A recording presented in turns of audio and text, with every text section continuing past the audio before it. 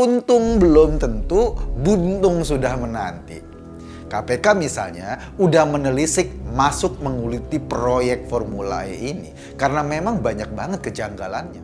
PKS serang Heru Budi soal Formula E 2023, rugi ratusan miliar rupiah. Loh, bukannya dari era Anies udah rugi? Gitu kok dulu dibilang untung, malah buntung?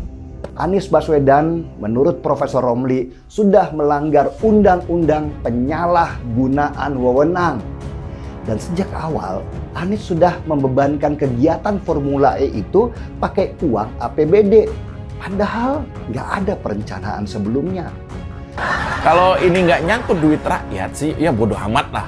Bodoh amat ya, ngapain pusing-pusing urusan seperti itu. Tapi karena ada uang rakyat yang digunakan sejak awal, yang jumlahnya tuh 1,5 triliun.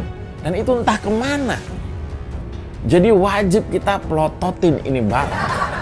Pegiat media sosial Yusuf Domdom alias Yusuf Muhammad menyoroti pernyataan politikus Partai Keadilan Sejahtera atau PKS yang mengatakan bahwa kerugian Formula E 2023 mencapai ratusan miliar rupiah. Yusuf pun menyindir dan melontarkan pertanyaan terkait Formula E yang diklaim rugi. Bahkan, Yusuf menyinggung jika PKS salah data karena mengatakan Formula E rugi mencapai ratusan miliar rupiah. Ketidakpercayaan Yusuf tersebut karena ada klaim dari pihak yang menurutnya geng sebelah justru menyebut jika Formula E itu meraup keuntungan sampai triliunan rupiah. Diketahui bahwa anggota DPRD DKI Jakarta dari fraksi PKS, Suhud Alinuddin, mengatakan gelaran Formula E merugi hingga ratusan miliar. Itu karena pengeluaran ajang itu mencapai 129 miliar rupiah, sementara pendapatannya hanya sekitar 25 miliar rupiah. Hal ini tentu sangat bertolak belakang dengan klaim pihak Anies beberapa waktu yang lalu. Dari pihak Anies mengklaim Formula E akan tetap menguntungkan Pemprov DKI Jakarta secara ekonomi. Jika merujuk studi dampak ekonomi yang tercantum dalam proposal penyertaan modal daerah atau PMD PT Jakarta Propertindo TA 2020 kepada Pemprov DKI Jakarta pada bulan September 2019,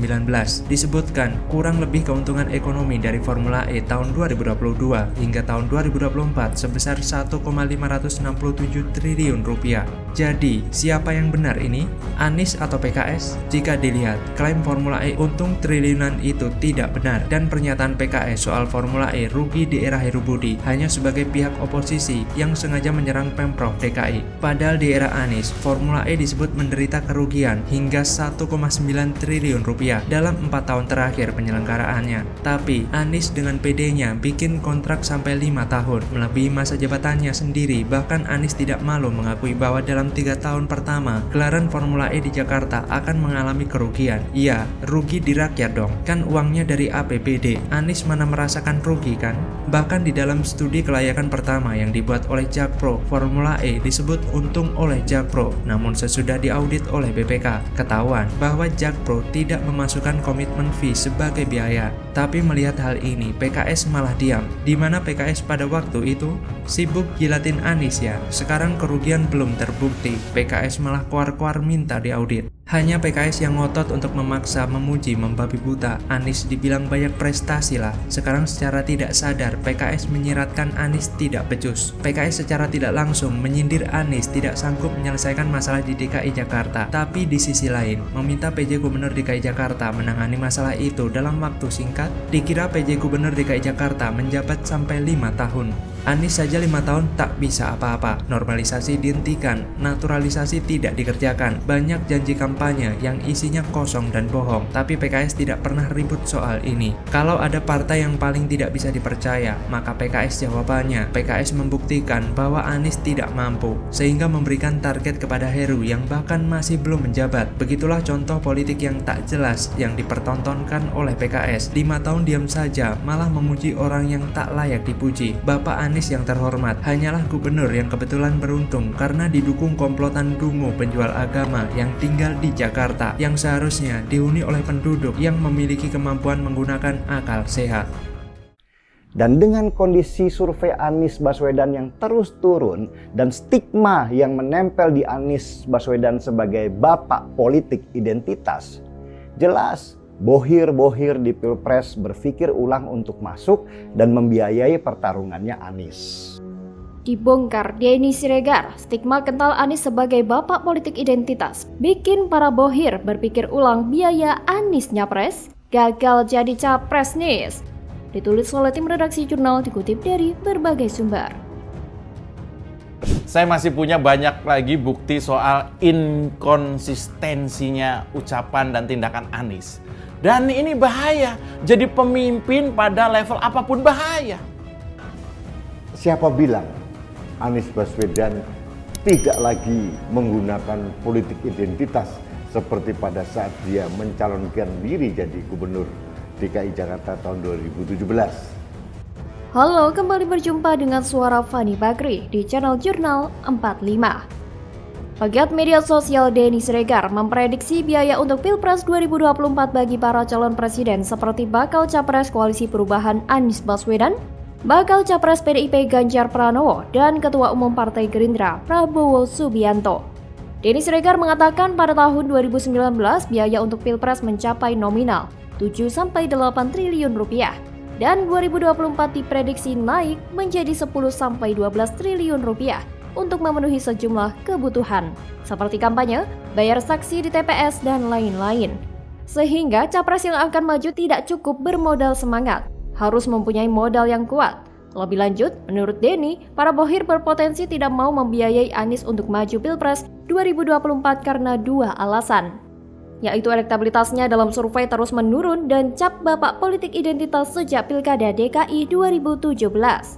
Hal ini jelas, bohir-bohir di Pilpres 2024 akan berpikir ulang untuk masuk dan membiayai pertarungan Anies. Contoh saja Yusuf Kalla atau JK, salah satu bohir Anies dan juga mentor Anies ini secara terang-terangan tidak akan mendukung Anies Baswedan di Pilpres 2024. Sedari awal memang sudah banyak penolakan terhadap Anies yang tidak sebanyak yang terjadi pada Pak Jokowi waktu itu. Sikap anti terhadap Pak Jokowi justru banyak dilakukan di masa kampanye bahkan hingga ke sekarang. Penerimaan terhadap Pak Jokowi juga lebih umum, sementara Anies lebih tersegmentasi, yang mana hal tersebut tentu akan membatasi pergerakan Anies ke depan. Nah, agaknya itulah yang patut dipertimbangkan oleh para bohir-bohir Anies termasuk JK. Bahwa mendukung Anies belum sudah dihadapkan pada penghalang besar. Potensi Anies sudah mentok, tidak punya cukup isu sebagai modal setahun ke depan demi memantapkan dirinya. Belum lagi ampas dari politik identitas lalu, serta juga dari peta persebaran yang diperkirakan sebagai daerah penerima Anies. Di Pulau Jawa, Anies hanya kuat di sebagian bagian barat, sementara seperti diketahui, Jawa adalah kunci. Di luar Jawa, paling-paling di sebagian Pulau Sumatera, sebagai Kalimantan dan Sulawesi. Bagian timur Indonesia berat untuk menerima Anies. Jika para bohir ini hengkang dan tidak lagi mendukung Anies, kemungkinan besar Anies akan gagal menjadi capres.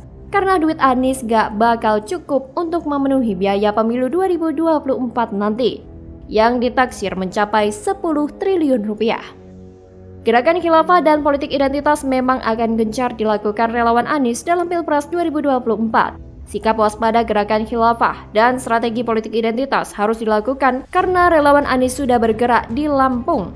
Ken Setiawan ingatkan waspada khilafah dan politik identitas. Karena di Lampung, relawan Anies gencar mengajak pilih Anies dengan janji berdirinya sistem khilafah di Indonesia.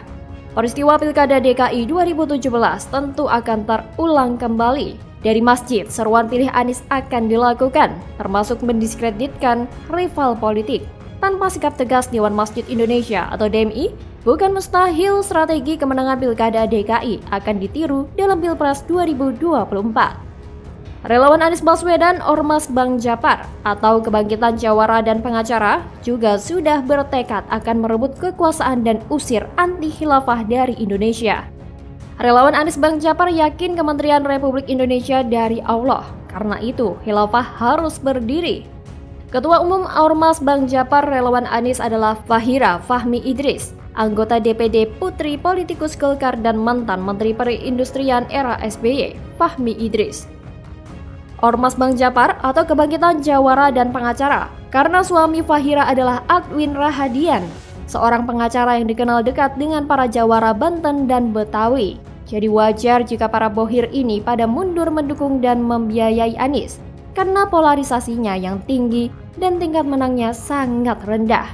Jika sudah begini, bisa jadi Anies gagal menjadi capres di 2024. Bagaimana kalau menurut Anda?